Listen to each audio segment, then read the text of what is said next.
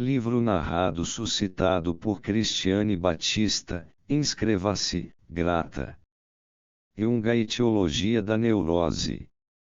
Com esta nova concepção de Freud, voltamos à questão da etiologia da neurose. Vimos que a teoria psicanalítica partiu de uma experiência traumática na infância que, mais tarde, revelou-se parcial ou totalmente irreal. Por isso a teoria mudou de rumo e procurou o fator etiológico significante no desenvolvimento de fantasias anormais. A pesquisa do inconsciente, levada avante por mais de uma década por um número sempre maior de estudiosos, trouxe à luz um vasto material empírico que mostrou ser o complexo de incesto um elemento muito importante e nunca ausente na fantasia patológica. Descobriu-se, porém, que o complexo de incesto não era um complexo especial de gente neurótica, mostrou ser um componente da psique infantil normal. Não se pode deduzir de sua mera existência se este complexo dará origem a uma neurose ou não. Para ser patogênico é preciso que origine um conflito, o complexo que em si é inativo precisa ser ativado e intensificado a ponto de irromper um conflito. Assim chegamos a uma nova e importante questão. Se o complexo nuclear infantil não passa de uma forma geral, em si não patogênica, e que precisa de uma ativação especial, conforme vimos anteriormente, então todo o problema etiológico fica deslocado. Neste caso, cavaremos em vão nas reminiscências da primeira infância, pois esta nos dá apenas as formas gerais dos conflitos posteriores, mas não os próprios conflitos. Não vem ao caso que a infância também já tenha conflitos, pois os conflitos da infância são bem diferentes dos conflitos dos adultos. Aqueles que, desde a infância, sofrem de neurose crônica, já não sofrem do mesmo conflito como quando crianças.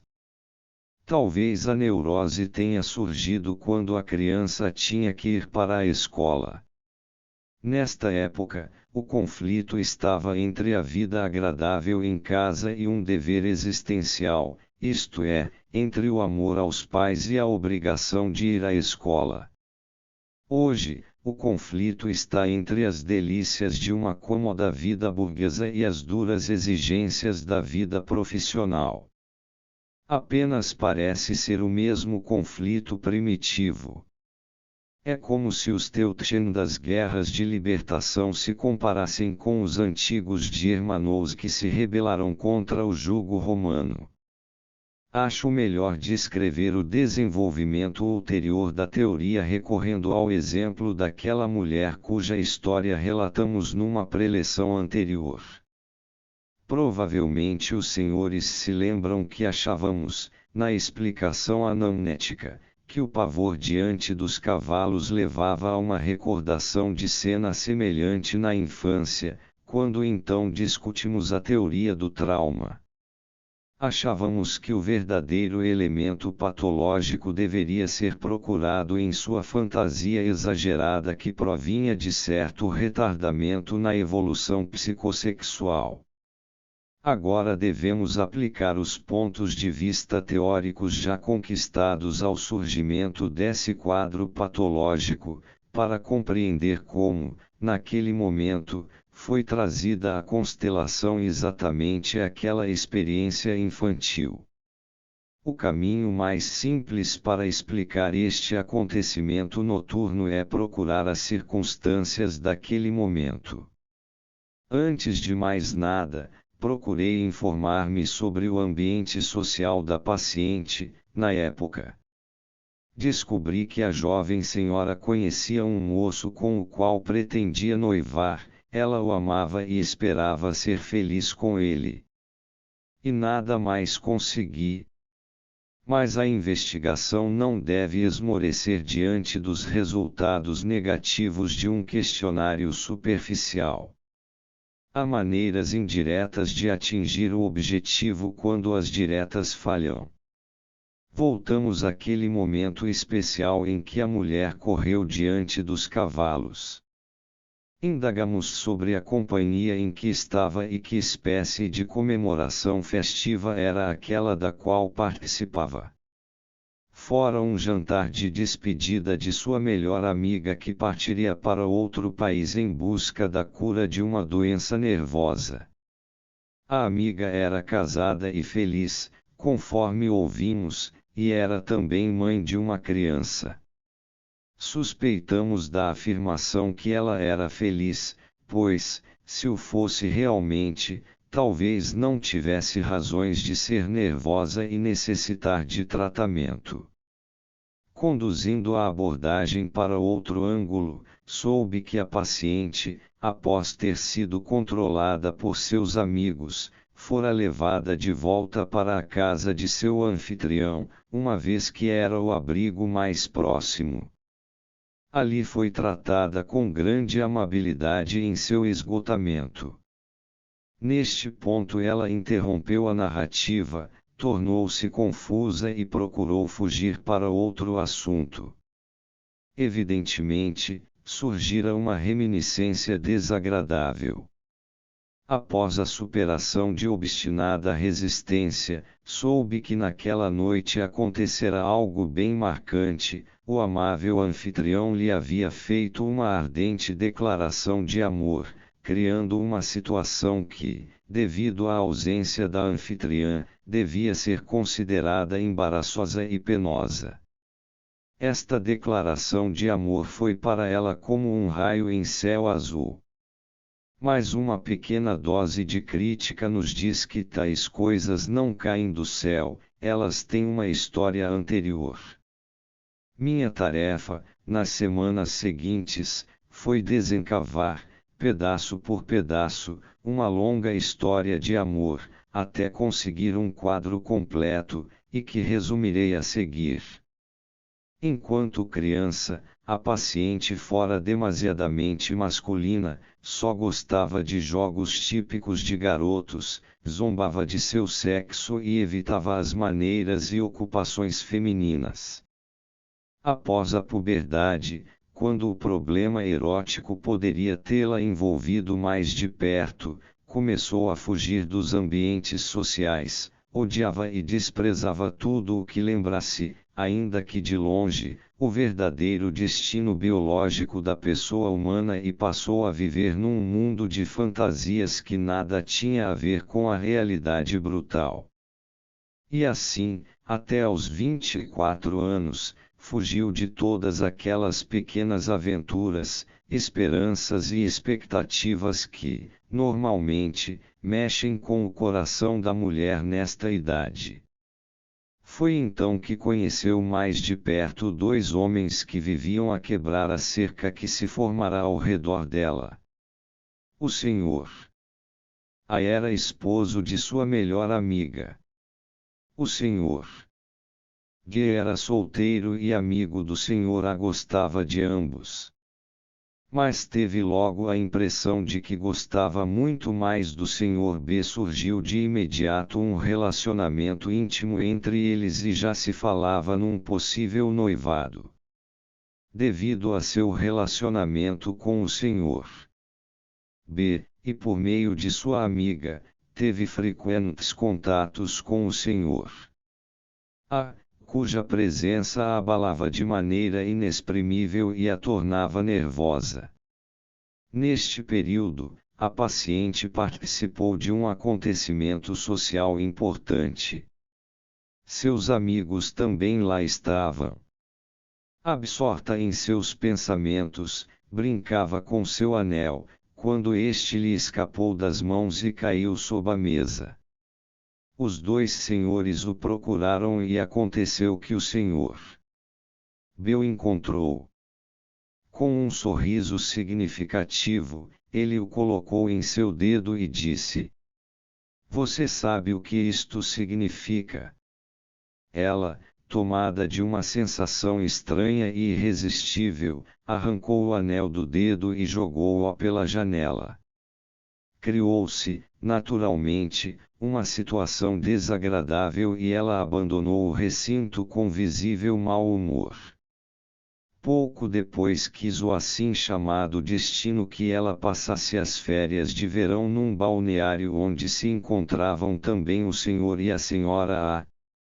A senhora A começou a ficar visivelmente nervosa e muitas vezes não saía do quarto devido a indisposições de saúde. A paciente tinha oportunidade então de passear sozinha com o senhor A certa vez. Saíram de barco.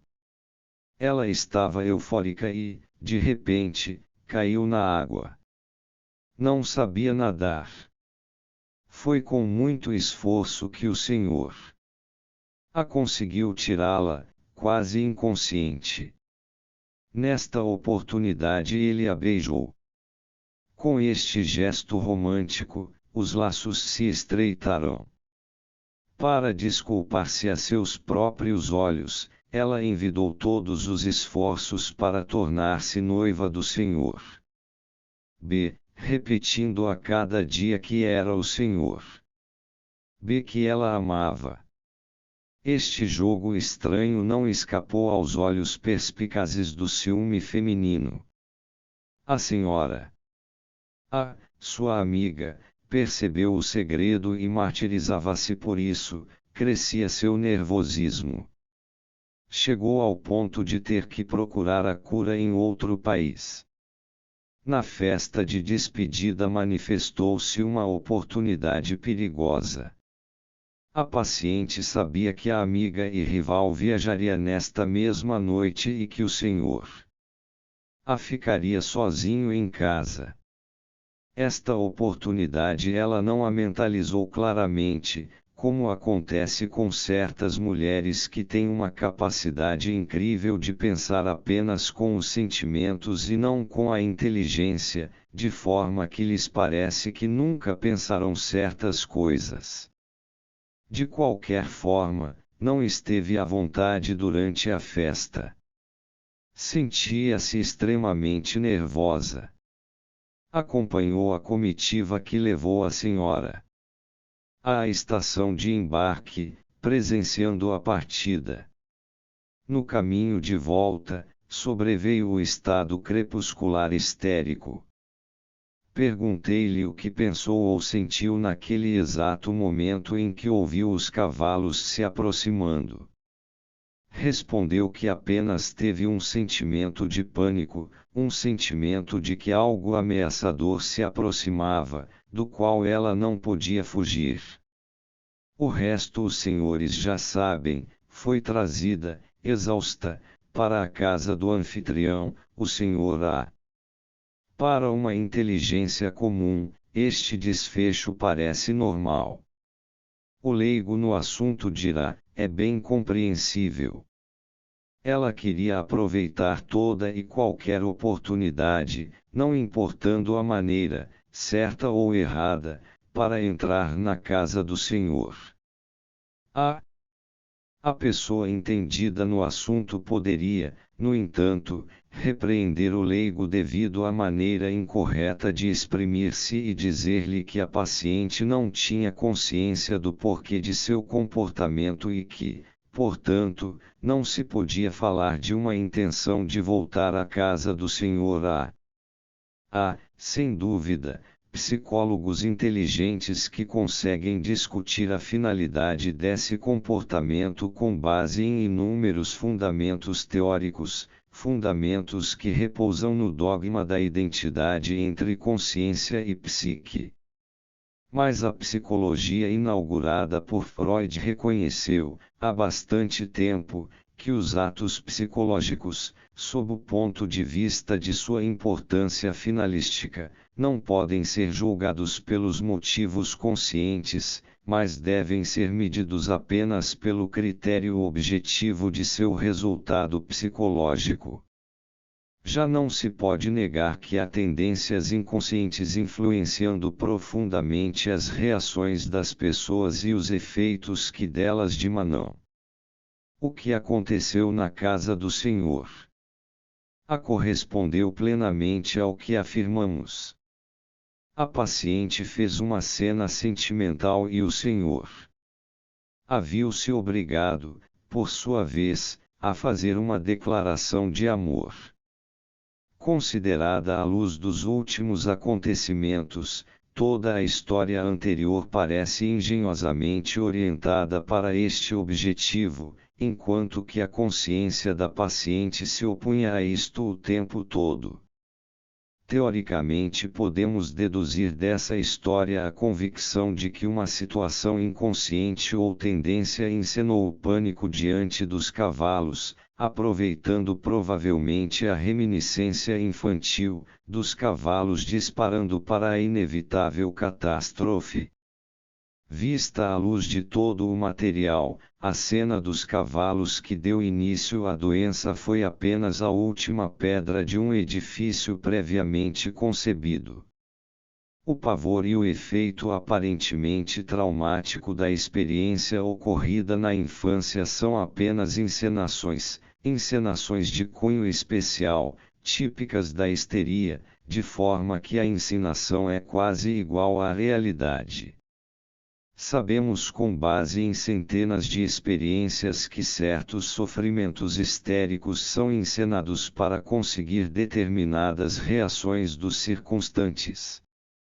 Não obstante, estes sofrimentos são reais.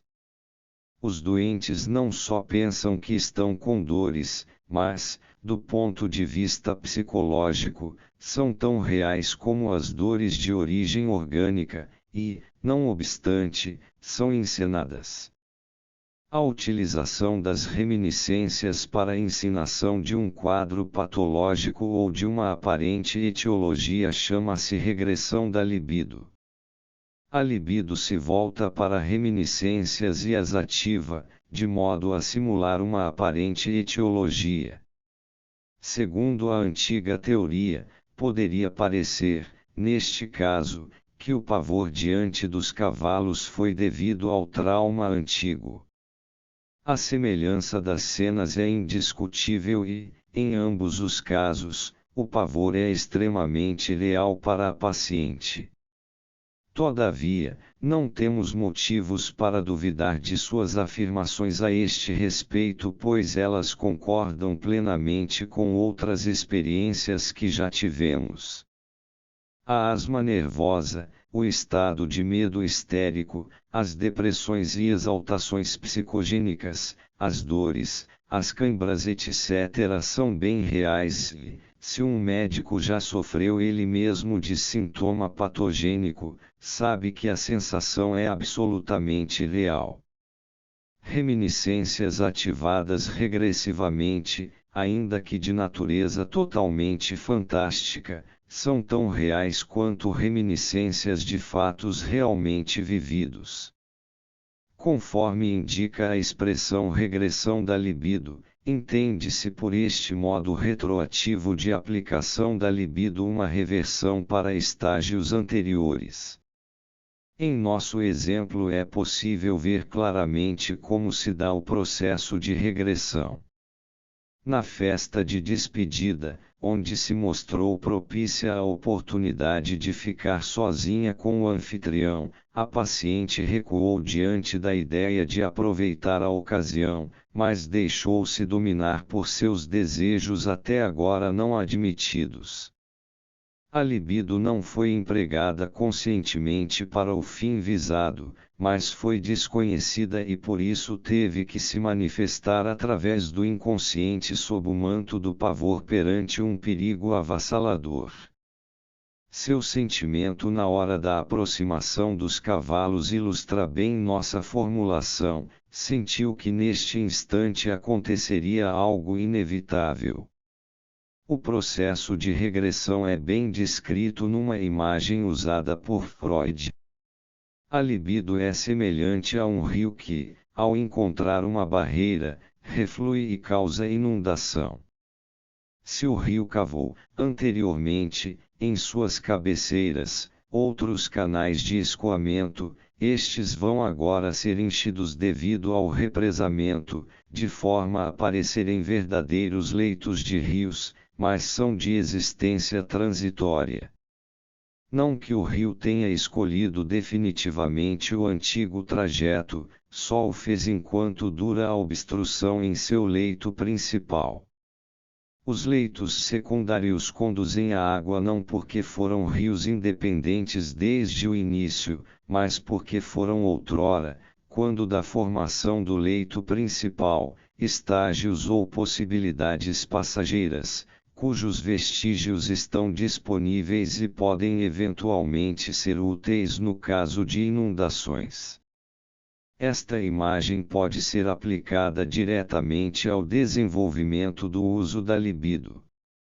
Ao tempo do desenvolvimento infantil da sexualidade ainda não se encontrou a direção definitiva, o leito principal do rio.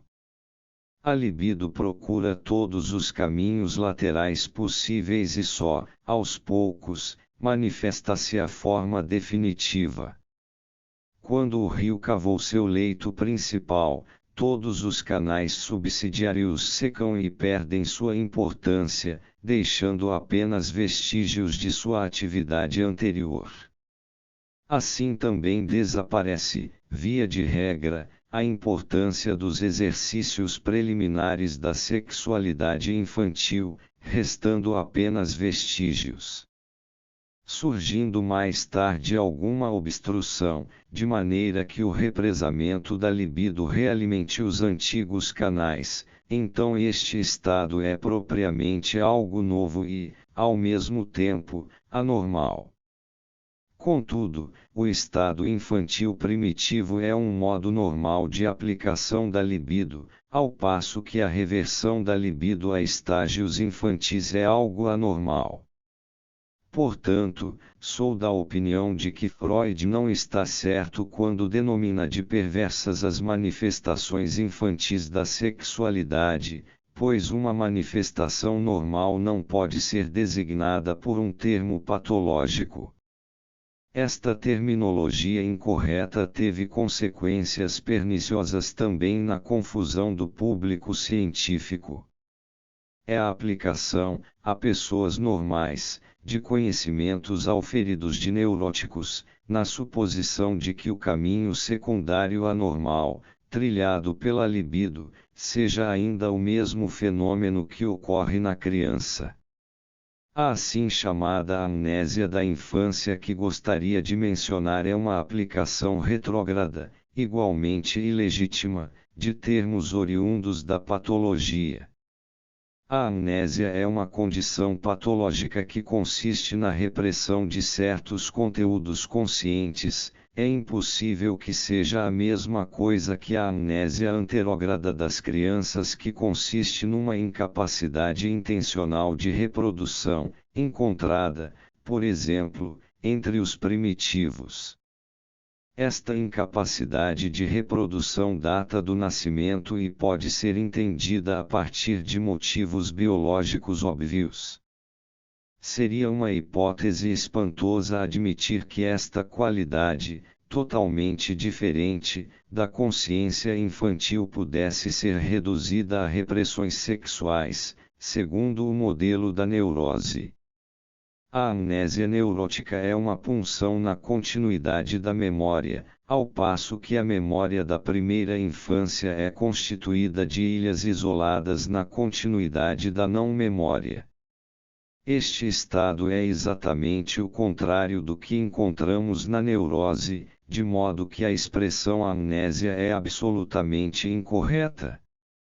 A amnésia da infância é uma dedução da psicologia da neurose, assim como a disposição polimorfo-perversa da criança.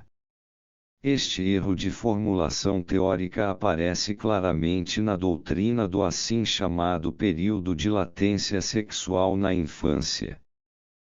Freud observou que as manifestações sexuais da primeira infância, que eu chamo de fenômenos do estágio pré-sexual, desaparecem após algum tempo e reaparecem apenas bem mais tarde. O que Freud denomina masturbação infantil, portanto, todas aquelas manipulações quase sexuais de que já falamos, voltaria mais tarde como verdadeiro onanismo. Este processo de desenvolvimento seria biologicamente único. Segundo esta teoria, deveríamos admitir, por exemplo, que uma planta forma um botão do qual se desenvolve uma flor, mas, antes que esta esteja plenamente desenvolvida, é reabsorvida e escondida no botão para, depois, reaparecer numa forma semelhante. Esta suposição impossível é consequência da afirmação de que as atividades infantis do estágio pré-sexual sejam fenômenos sexuais e que as manipulações parecidas com masturbação sejam realmente masturbações. Vinga-se aqui a terminologia incorreta e a desmesurada ampliação do conceito de sexualidade. Por isso, Freud teve que reconhecer que havia um desaparecimento da sexualidade, ou seja, um período de latência sexual. O que ele chama de desaparecimento nada mais é do que o verdadeiro começo da sexualidade, tendo sido os fatos precedentes apenas preâmbulos, sem qualquer caráter propriamente sexual. E assim se explica facilmente a impossibilidade do fenômeno do período de latência. A teoria do período de latência é exemplo típico do erro de admitir-se uma sexualidade na primeira infância. Não se trata de erro de observação, pois a hipótese do período de latência mostra bem o quanto Freud observou o aparente reinício da sexualidade. O erro está na concepção. Como já dissemos anteriormente, o erro fundamental está numa concepção algo antiquada da pluralidade dos instintos. Aceitando a ideia da existência de dois ou mais instintos, lado a lado, devemos necessariamente concluir que, não estando manifesto ainda um deles, está todavia presente in-se, de acordo com a antiga teoria da inclusão. Em física, diríamos assim, quando uma barra de ferro passa do estado quente para o estado incandescente, a luminosidade da incandescência já estava presente in-se no estado quente. Isto são projeções arbitrárias das ideias humanas para a esfera transcendental que contrariam as exigências da teoria do conhecimento. Por isso não temos o direito de falar da existência de um instinto sexual in-se, pois estaríamos dando interpretação arbitrária a fenômenos que poderiam ser explicados de forma bem mais condizente. Só podemos falar da manifestação da função de nutrição, da função sexual etc., quando a função correspondente atingiu a superfície com clareza indiscutível. Só falamos da luminosidade quando o ferro visivelmente está ardendo e não quando apenas está quente. Freud, como pesquisador, está convencido de que a sexualidade do neurótico não pode ser comparada simplesmente com a sexualidade infantil, pois é bem diferente quando, por exemplo, uma criança de 2 anos está suja e quando um catatônico de 40 anos está sujo. A situação da primeira é normal, mas a do outro é absolutamente patológica. Freud inseriu no 13 Ensaios uma curta passagem dizendo que a forma infantil da sexualidade neurótica se deve às vezes exclusivamente, ou ao menos parcialmente, à regressão. Isto significa que, mesmo nos casos em que devemos admitir tratar-se do mesmo desvio infantil antigo, a função desse desvio é intensificada regressivamente. Com isso, Freud admite que a sexualidade infantil dos neuróticos é em grande parte um fenômeno de regressão. Que isto deve ser assim, foi evidenciado pelas recentes pesquisas. Elas demonstram que as observações feitas junto a neuróticos sobre sua psicologia da infância também valem para a pessoa normal.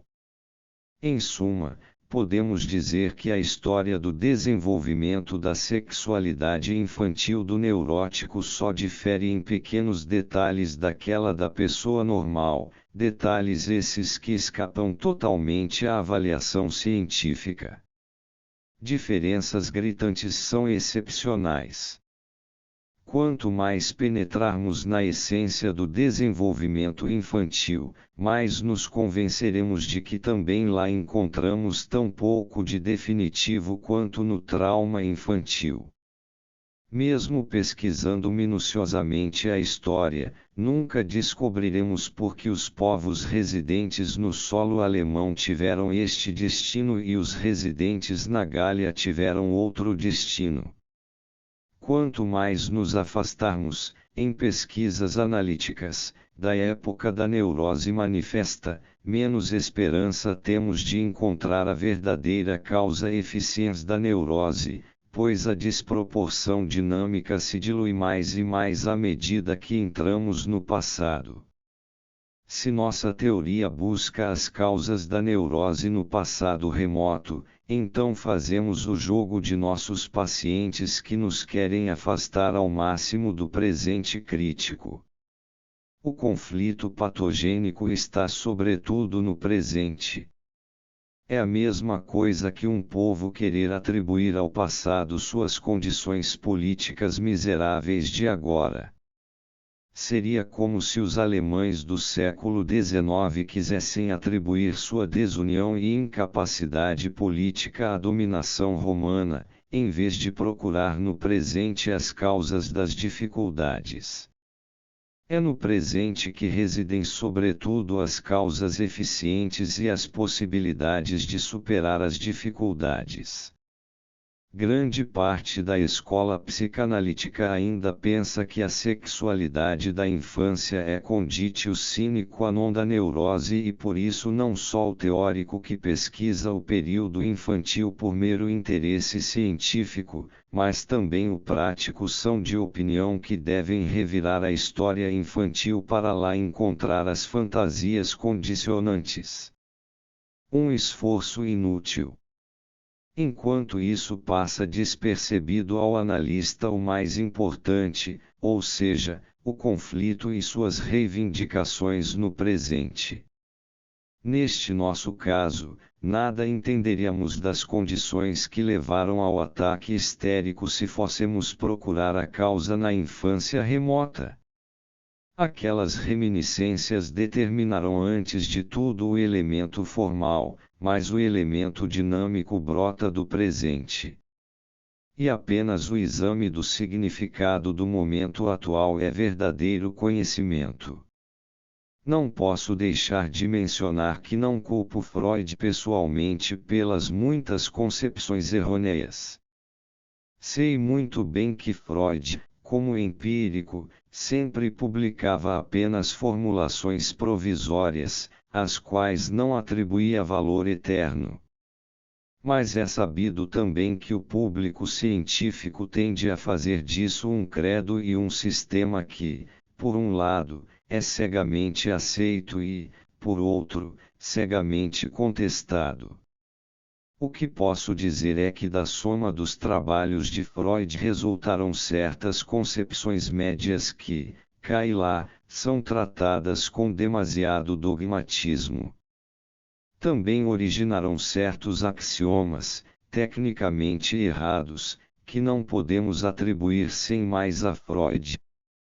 É sabido que, na mente do criador de ideias novas, as coisas são mais fluidas e flexíveis do que na mente dos discípulos. Falta a eles a força criadora vital que é substituída pela fidelidade dogmática, da mesma forma que o adversário só se prende à letra morta das palavras porque não lhe é dado entender o conteúdo vital.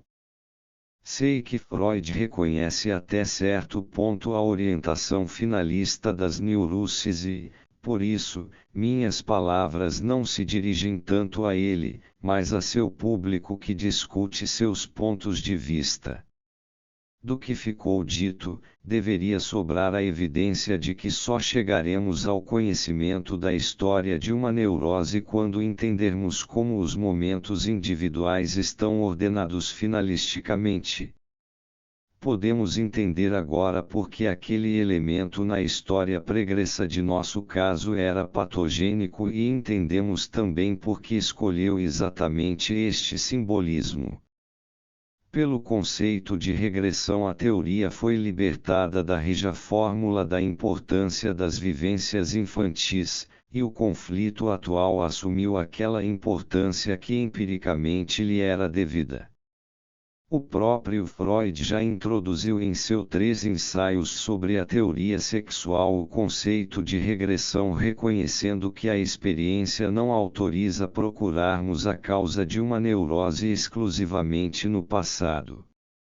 Se, no entanto, acontecer que o material de reminiscências se torne efetivo sobretudo pela ativação regressiva, então devemos perguntar se talvez o efeito, aparentemente determinante, das reminiscências não deva ser atribuído à regressão da libido em geral.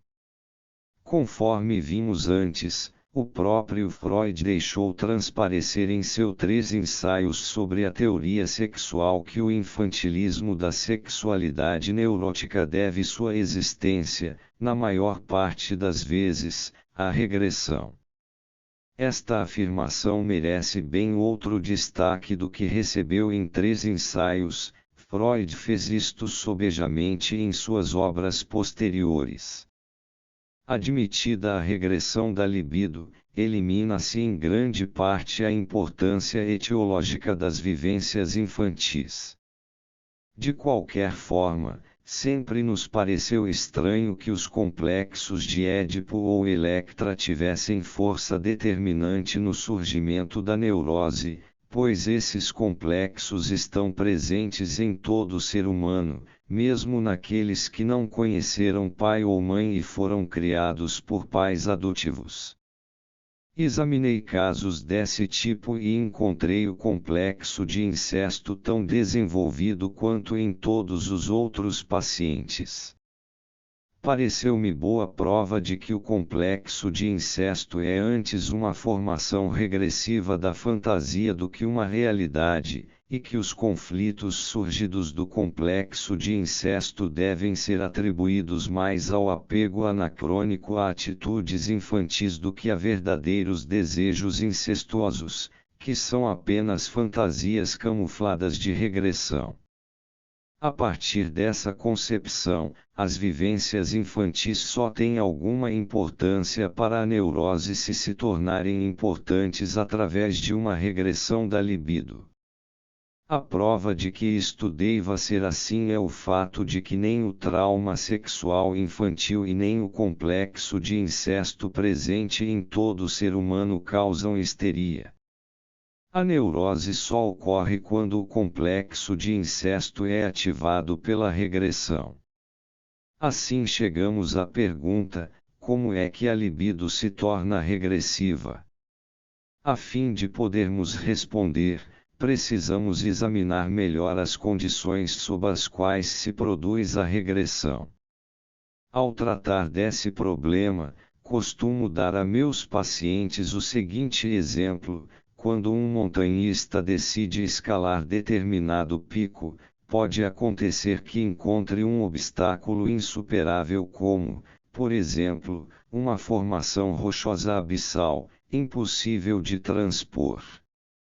Após procurar, sem êxito, outro caminho, ele volta e renuncia, com tristeza, a escalar esta montanha. Dirá: com os meios que tenho não posso vencer este obstáculo. Tentarei escalar outra montanha mais fácil. Vemos, nesta atitude, um emprego normal da libido. O homem, ao se defrontar com a impossibilidade, volta e reorienta a libido que não conseguiu atingir aqui seu objetivo para a escalada de outra montanha. Mas digamos que a parede rochosa não fosse intransponível para os meios físicos do homem e que ele apenas, por medo, recuou diante de um empreendimento algo difícil. Neste caso, há duas possibilidades: 1.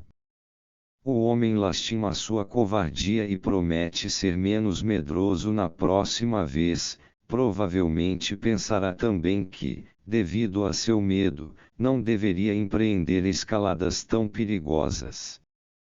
Seja como for, está admitindo que não tem capacidade moral suficiente para superar as dificuldades. Ele reorienta a libido, que não conseguiu o objetivo original, para uma autocrítica construtiva e para traçar um plano de como realizar seu desejo de escalar uma montanha, levando em conta suas condições morais. 2. A segunda possibilidade é que o homem não reconheça sua covardia e diz sem mais que a parede rochosa é fisicamente intransponível, mesmo percebendo com clareza que o obstáculo seria superável se tivesse coragem para tanto. Prefere, no entanto, enganar-se. Assim, cria-se a situação psicológica que interessa ao nosso problema. No fundo, o homem sabe que fisicamente é possível superar o obstáculo, apenas faltam-lhe as condições morais. Esta última afirmação ele a descarta a limine devido a seu caráter desagradável. É tão presunçoso que não pode admitir sua covardia.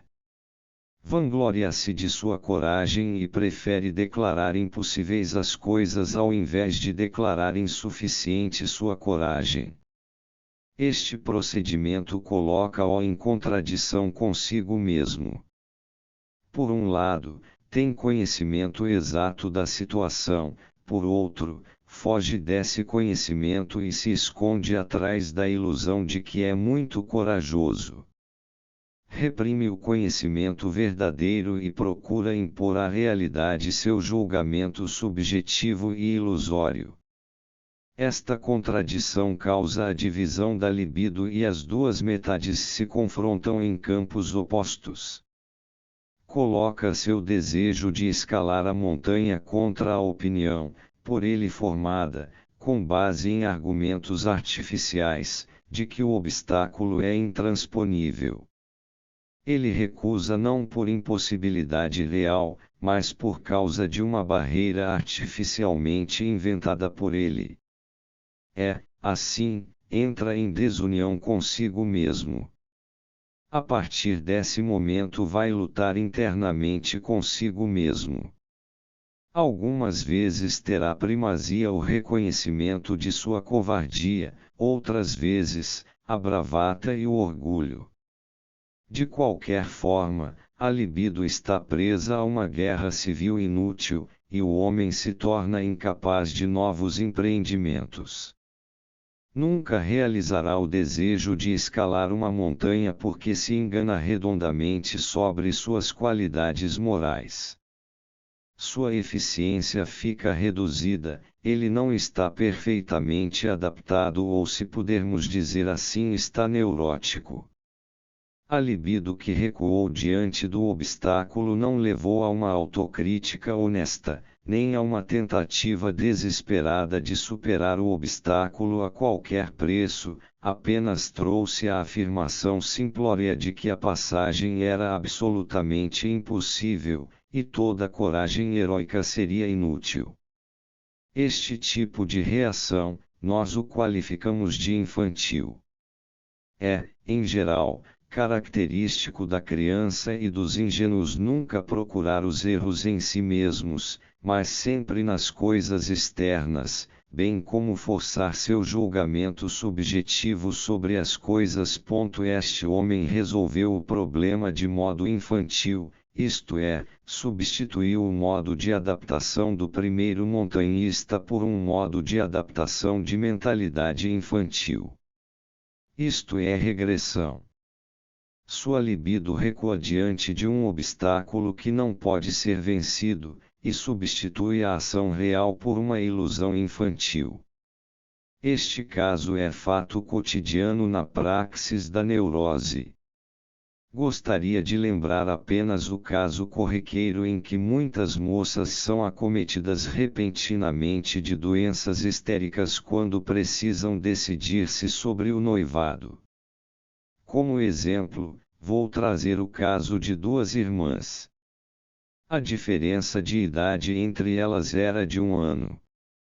Eram parecidas em atributos e caráter, tiveram a mesma educação e cresceram no mesmo ambiente e sob a mesma influência dos pais. Eram aparentemente sadias e nenhuma teve perturbação nervosa séria. Um observador perspicaz teria percebido, porém, que a mais velha era mais querida pelos pais. Esta estima dos pais era devida a certo grau de sensibilidade que a moça demonstrava. Ela requeria mais carinho e era mais precoce no desenvolvimento e na inteligência. Além disso, apresentava certos traços infantis encantadores, estas coisas que, devido a seu caráter contraditório e ainda não bem definido, fazem o charme de uma pessoa. Não é de admirar, pois, que os pais tivessem especial satisfação com a filha mais velha. Quando atingiram a idade de casar, conheceram, mais ou menos na mesma época, 2 jovens, e logo surgiu a possibilidade de casamento. Como sempre, também aqui surgiram problemas. Ambas eram muito novas e com pouca experiência de vida. Os rapazes também eram novos e suas posições precisavam melhorar. Estavam no começo de suas carreiras, apesar de serem pessoas capazes. As jovens estavam em condições sociais que lhes permitiam fazer certas exigências. A situação era de tal ordem que ensejava dúvidas sobre a conveniência desse casamento. Além disso, as moças conheciam pouco seus maridos em SP e não tinham certeza de seu amor por eles. Daí haver muitas hesitações e dúvidas. Era a irmã mais velha que tinha as maiores hesitações em suas decisões. A par dessas hesitações, houve momentos dolorosos com os 2 rapazes que, evidentemente, queriam uma definição. Nestes momentos, a irmã mais velha ficava mais agitada do que a outra. Algumas vezes corria, chorando, para a mãe e desabafava sua incerteza. A mais nova era mais decidida e pôs fim a esta situação indecisa, dando sua palavra afirmativa ao pretendente. Estava livre, assim, da incerteza e, daí para frente, as coisas correram bem. Quando o pretendente da moça mais velha soube que a mais nova dera o seu sim, foi procurar sua dama e rogou, impetuosamente, que desse a palavra definitiva de aceitação. Seu gesto impetuoso a irritou e assustou, ainda que estivesse inclinada a seguir o exemplo da irmã. Respondeu de modo altivo e evasivo, o que levou o rapaz a fazer-lhe sérias advertências que, por sua vez, provocaram uma resposta mais irritada por parte dela. Finalmente, veio uma cena de choro e ele foi embora chateado. Em casa, comentou o fato com a mãe. Esta ponderou que a moça evidentemente não lhe convinha e seria melhor procurar outra. A moça, por sua vez, entrou em profunda dúvida se realmente amava este homem. Pareceu-lhe, de repente, impossível unir seu destino a este homem e ter que deixar seus queridos pais. A coisa foi indo até que houve o rompimento completo. Daí para frente ficou mal-humorada, mostrava claros sinais de grande ciúme de sua irmã mais nova, mas não queria admitir que sentia ciúmes. O bom relacionamento com os pais também acabou. Em lugar da antiga afeição infantil, ostentava ares macambúzios que, não raro, transformavam-se em forte irritabilidade. Houve semanas de depressão. Enquanto a irmã mais nova festejava seu casamento, ela fora tratar-se de um problema intestinal de ordem nervosa. Não há por que prosseguir esta história, tornou-se um caso de histeria comum. Na análise desse caso, revelou-se uma forte resistência contra o problema sexual. A resistência era devida a inúmeras fantasias perversas que a moça alimentava, mas sem querer admitir o fato. Ao tentarmos descobrir de onde poderiam provir essas fantasias perversas, imprevisíveis numa moça tão jovem, soubemos que, aos 8 anos, defrontara-se na rua com um exibicionista. O susto paralisou-a e a figura indecente a acompanhou muito tempo depois em seus sonhos. A irmã mais nova estivera junto na ocasião. Na noite após ter me contado o fato, sonhou com um homem, de terno cinza, que se dispunha a fazer o mesmo que o exibicionista. Acordou com um grito de horror. A primeira associação com o terno cinza foi com o terno cinza do pai. O pai vestia um terno cinza quando, aos 6 anos de idade, fez uma excursão, sozinha, com ele. Este sonho colocava evidentemente o pai em relação com o exibicionista. Deveria haver alguma razão para isso. Será que acontecerá alguma coisa com o pai que ativou esta associação? Esta questão encontrou forte resistência por parte da paciente, mas não lhe saiu da cabeça. Nas sessões seguintes reproduziu algumas reminiscências da infância, em que observara o pai trocando de roupa. Certo dia chegou embaraçada e chocada, contando que havia tido uma visão terrível, mas absolutamente nítida, de noite, na cama, sentirá-se, de repente, como criança de 2 ou 3 anos e aí vira seu pai, em atitude obscena, junto à sua cama. Esta narrativa foi saindo aos pedaços, certamente com grande luta interna. Seguiram-se, depois, lamentações profundas de como é terrível um pai fazer tais coisas com sua filha. Nada é mais improvável do que o pai ter feito isto com a paciente, é mera fantasia que, provavelmente, só foi arquitetada no curso da análise a partir da mesma necessidade de causalidade que também induziu certa vez o analista a supor que a histeria era causada apenas por esse tipo de impressões. Este caso me parece apropriado para explicar a importância da teoria da regressão e, ao mesmo tempo, mostrar as origens dos erros teóricos até agora. Vimos que as irmãs tinham, originalmente, apenas leves diferenças. Mas a partir do noivado seus caminhos se dividiram completamente. Pareciam agora caracteres infinitamente dispares. Uma, cheia de saúde e alegria de viver, mulher animada e corajosa que se submete voluntariamente às exigências naturais da vida, a outra, sombria, mal-humorada, cheia de amargura e veneno, avessa a todo esforço para levar uma vida decente, egoísta, chicaneira, um peso para os outros. Esta diferença marcante só se manifestou por ocasião do noivado, quando uma delas superou com êxito as dificuldades e a outra não. Para ambas o desmoronamento da situação estava por um fio de cabelo.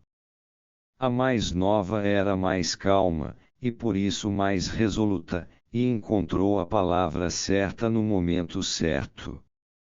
A mais velha era mais mimada e sensível, sendo mais influenciada por suas emoções, e por isso não encontrou a palavra certa no momento certo e também não encontrou coragem para renunciar a seu orgulho e voltar às boas.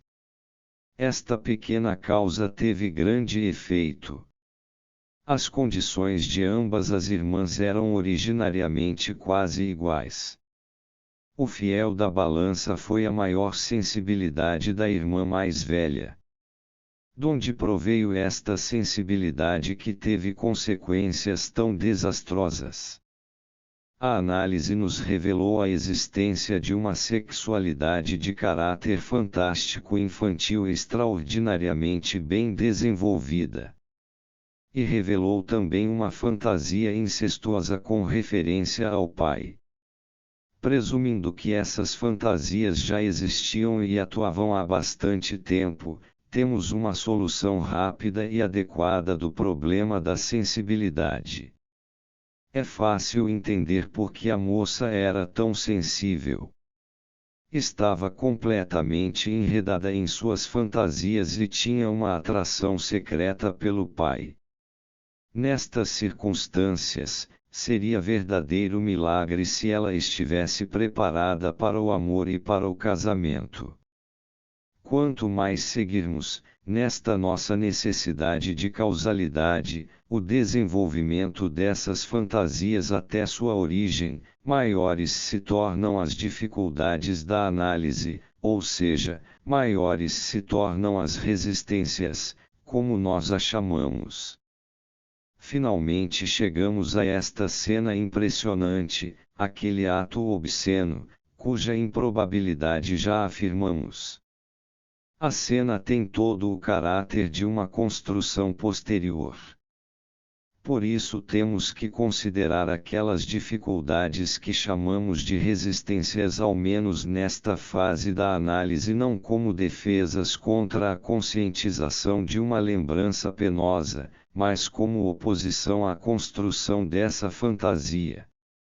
Perguntamos, então, admirados, o que forçou a paciente a engendrar essa fantasia? Podemos supor até que o analista obrigou a paciente a inventá-la, caso contrário nunca teria chegado a uma ideia tão absurda. Não duvido que houve e há casos em que o analista, devido à sua necessidade de causalidade e ainda sob a influência da teoria do trauma, tenha compelido pacientes a inventarem esse tipo de fantasias. Mas o analista não teria chegado a esta teoria se não tivesse seguido a linha de pensar do paciente pela qual tomou parte neste movimento retrógrado da libido que chamamos de regressão. O analista concluiu apenas consequentemente aquilo que o paciente temia concluir, ou seja, uma regressão, um recuo da libido até as últimas consequências. Quando a análise traça a regressão da libido, nem sempre segue o caminho do desenvolvimento histórico, mas o de uma fantasia formada posteriormente, que se baseia apenas, em parte, em realidades anteriores.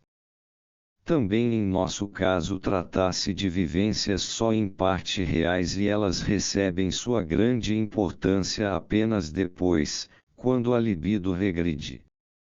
E sempre que a libido se apodera de certa reminiscência, podemos contar que ela vem elaborada e transformada, pois em tudo o que a libido toca, ela dá vida, dramatiza e sistematiza. Devemos admitir, no mesmo caso, que a maior parte do material só ficou importante depois, quando a libido regressiva ajuntou tudo o que lhe servia em seu caminho e fez disso uma fantasia. Esta, correspondendo à direção regressiva de seu movimento, chegou finalmente ao pai e colocou sobre ele aqueles desejos sexuais infantis. Exatamente como sempre se pensou, que a idade áurea ou o paraíso são coisas do passado. Sabendo, pois, no nosso caso, que os materiais fantasiosos trazidos pela análise só se tornam significativos depois, não estamos em condições de explicar o surgimento da neurose através desses materiais. Caso contrário, estaríamos andando em círculo. O momento crítico que explica a neurose foi aquele em que ambos estavam prontos para se encontrar, mas a sensibilidade inoportuna da paciente, e talvez também a do parceiro, deixaram escapar o momento adequado.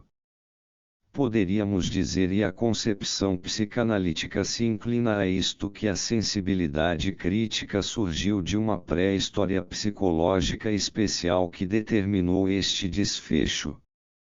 Sabemos que a sensibilidade, dentro de uma neurose psicogênica, é sempre um sintoma de desunião consigo mesmo, um sintoma de luta entre duas tendências divergentes. Cada qual dessas tendências tem sua pré-história psicológica e, no nosso caso, podemos mostrar claramente que aquela resistência que formava a base da sensibilidade crítica estava, na verdade, historicamente presa a certas atividades sexuais infantis e também à assim chamada experiência traumática, coisas próprias para lançar certa sombra sobre a sexualidade. Isto seria bastante plausível, não tivesse a irmã da paciente sofrido quase as mesmas coisas sem ser atingida pelas mesmas consequências, ou seja, não ficou neurótica. Deveríamos admitir que a paciente vivenciou estas coisas de uma forma especial e bem mais duradoura do que a irmã mais nova. Com o passar do tempo, teriam sido mais significativos para ela os acontecimentos da primeira infância.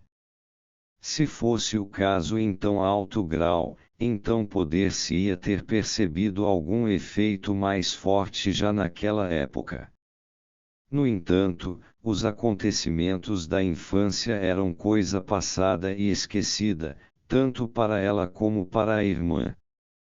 Por isso, outra suposição é possível sobre aquela sensibilidade crítica: ela não provém daquela pré-história específica, mas de outro lugar qualquer.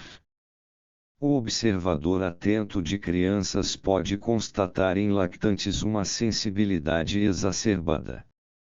Tratei, certa vez, de paciente histérica que me trouxe uma carta de sua mãe, escrita quando tinha 2 anos.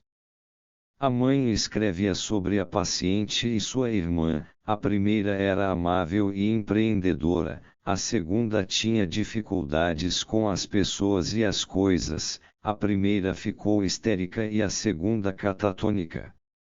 Estas diferenças profundas que atingem a primeira infância não podem ser consideradas como acontecimentos acidentais da vida, mas como diferenças inatas.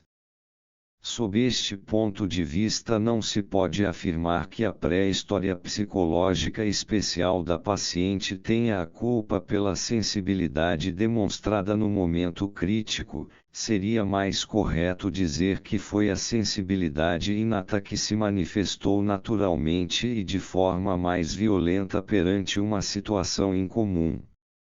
Este excesso de sensibilidade traz muitas vezes um enriquecimento da personalidade e contribui mais para seu charme do que para o esfacelamento de um caráter. Só quando surgem situações difíceis e incomuns, a vantagem se transforma muitas vezes em grande desvantagem e o raciocínio calmo é perturbado por afetos inoportunos. Nada mais errôneo do que considerar, sem mais, este excesso de sensibilidade como componente doentio de um caráter. Se fosse assim, deveríamos considerar uma quarta parte da humanidade como patológica. Mas, se esta sensibilidade possui tais consequências destrutivas sobre o indivíduo, então não é possível considerá-la normal. Somos forçosamente levados a esta contradição quando confrontamos tão rigidamente, como aqui, as duas concepções sobre a importância da pré-história psicológica. Na verdade, uma não exclui a outra. Uma certa sensibilidade inata leva a uma pré-história especial, isto é, a uma vivência especial dos acontecimentos infantis que, por sua vez, não ficam indiferentes no processo de desenvolvimento da cosmovisão da criança. Acontecimentos ligados a fortes impressões nunca passam sem deixar marcas na pessoa sensível. Ficam marcas que não raro atuam pela vida afora. Estas vivências podem exercer influência determinante sobre todo o desenvolvimento mental da pessoa. E precisamente experiências asquerosas e decepcionantes no campo da sexualidade são típicas para horrorizar de tal forma a pessoa sensível que, por anos a fio, opõe as maiores resistências à ideia de sexualidade. Conforme nos mostra a teoria do trauma, estamos muito inclinados, após conhecermos estes casos, a atribuir totalmente ou em grande parte o desenvolvimento afetivo da pessoa ao acidental. A teoria primitiva do trauma ia muito longe neste sentido. Não se pode esquecer que também o mundo e isto em primeiro lugar é um fenômeno subjetivo. A vivência de impressões acidentais também é ação nossa. Quer dizer que as impressões não se nos impõem incondicionalmente, mas é a nossa disposição que coloca as condições da impressão. Uma pessoa com a libido represada terá, via de regra, bem outras impressões, isto é, bem mais fortes do que aquela que tem sua libido organizada em rica atividade. Uma pessoa sensível terá profunda impressão de um acontecimento que deixa outra, menos sensível, absolutamente fria. Por isso, além da impressão acidental, devemos considerar também as condições subjetivas. Nossas considerações anteriores e sobretudo a discussão de um caso concreto mostraram que a condição subjetiva mais importante é a regressão. A experiência prática nos mostra que a atividade da regressão é tão grande e impressionante que talvez nos inclinássemos a atribuir o efeito das vivências acidentais exclusivamente ao mecanismo da regressão. Sem dúvida, há muitos casos onde tudo é encenado, onde até as vivências traumáticas são puros artefatos da fantasia e onde as poucas vivências reais são substituídas por elaborações fantasiosas posteriores. Podemos afirmar tranquilamente que não existe um só caso de neurose em que o valor emocional da vivência anterior não tenha sido intensificado pela regressão da libido, ou em que apareçam grandes traços do desenvolvimento infantil como sendo de importância extraordinária, mas cujo valor é quase só de regressão, por exemplo, o relacionamento com os pais. A verdade, como sempre, está no meio.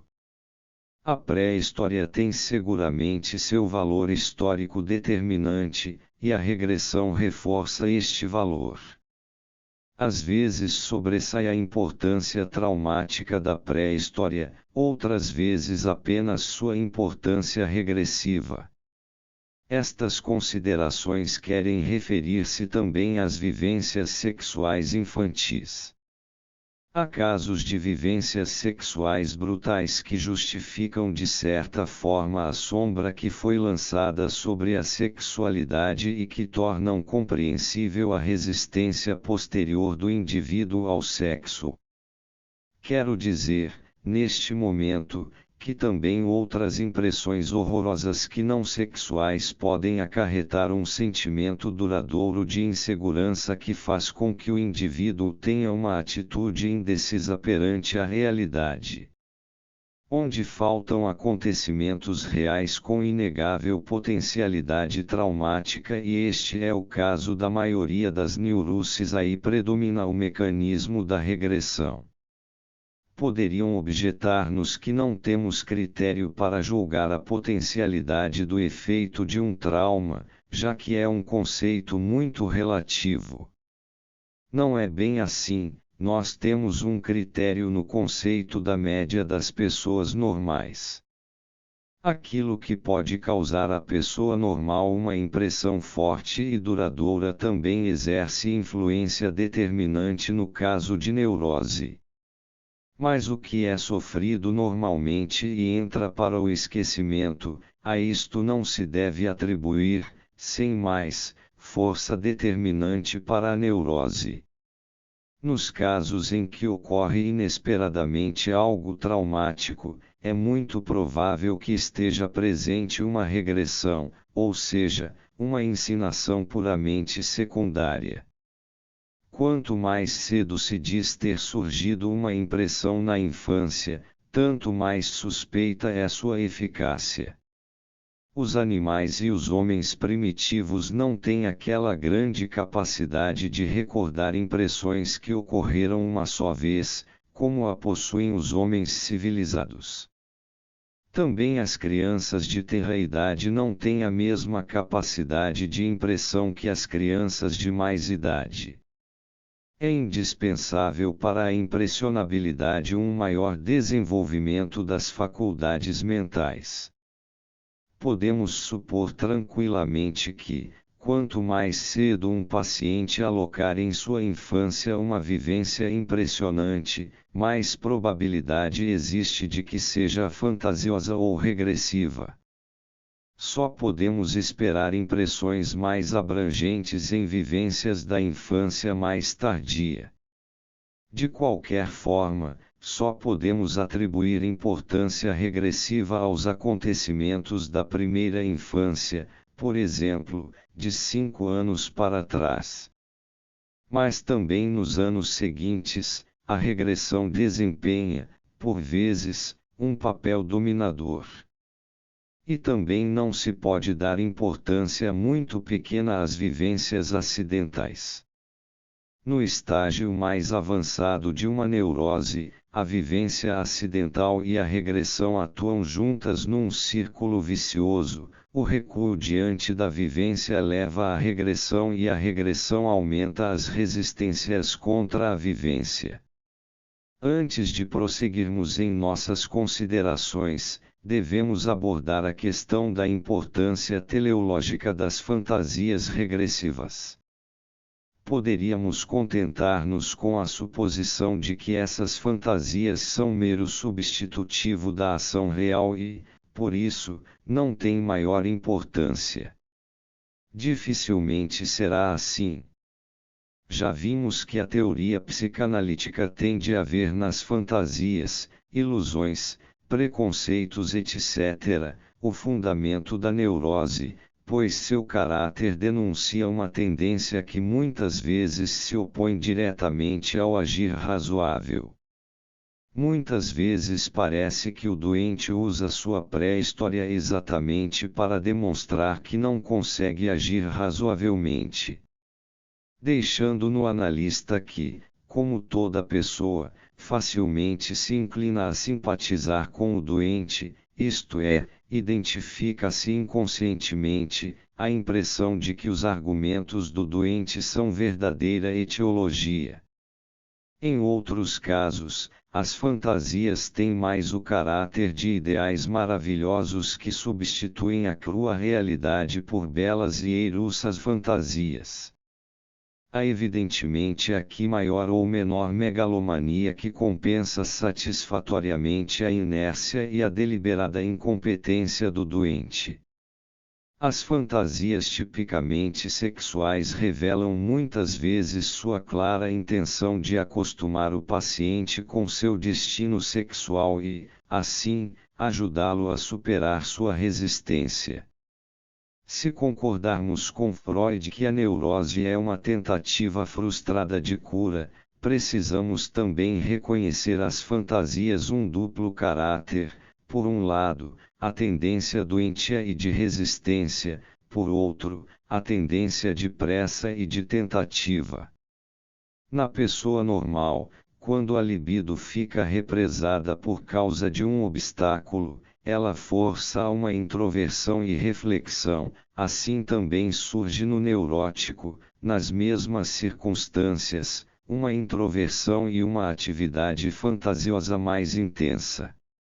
Só que ele estaciona aqui, prefere o modo de adaptação infantil por ser o mais fácil. Não percebe que está fazendo um mau negócio ao trocar uma vantagem momentânea por uma desvantagem duradoura. Também para as autoridades civis é mais fácil e mais cômodo ignorar todas aquelas providências chatas de saneamento, mas, ao irromper uma epidemia, o pecado de omissão se vinga. Se o neurótico reclama todo tipo de facilidades infantis, também deve suportar as consequências. Se não estiver disposto a isso, as consequências irão engoli-lo. Seria incorreto, em geral, negar às fantasias aparentemente doentias dos neuróticos qualquer valor teleológico. São realmente inícios de espiritualização e procura de novos caminhos de adaptação. O retrocesso para o infantil não significa apenas regressão e estagnação, mas também possibilidade de descobrir um novo plano de vida. A regressão é, na verdade, uma condição básica do ato de criação. Recomendo-lhes mais uma vez a leitura do meu trabalho sobre a libido.